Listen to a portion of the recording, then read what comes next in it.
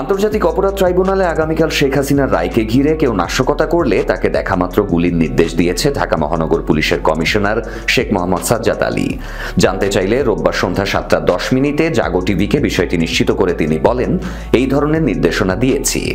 এ বিষয়ে DMP commissioner Sheikh Mohammad Sajjad Ali গণমাধ্যমকে বলেন, আমি ওয়্যারলেসে বলেছি যে কেউ বাসে আগুন দিলে, ককটেল মেরে জীবনহানির চেষ্টা করলে তাকে গুলি করতে। এটা আমাদের আইনেই বলা আছে। পুলিশের গাড়িতে আগুন দিলে, ককটেল নিক্ষেপ করলে বা জানমালের ক্ষতির চেষ্টা করলে পুলিশ তো বসে থাকবে না, যোগ করেন ডিএমপি কমিশনার। তিনি বলেন, দণ্ডবিধির 96 ধারায় বলা হয়েছে, ব্যক্তিগত প্রতিরক্ষার অধিকার প্রয়োগকালে কৃত কোনো কিছুই অপরাধ নয়।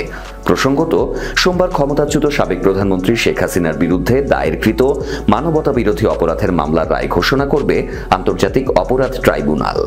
এই রায় ঘোষণাকে ঘিরে কার্যক্রম নিষিদ্ধ আওয়ামী লীগ, নিষিদ্ধ সংগঠন ছাত্রলীগ সহ আওয়ামীপন্থী সংগঠনগুলো দেশে নৈরাজ্যকর পরিস্থিতি তৈরির চেষ্টা করতে পারে এমন আশঙ্কা থেকেই ডিএমপি কমিশনার এই নির্দেশনা দিয়ে থাকতে পারেন বলে ধারণা করছেন সংশ্লিষ্টরা।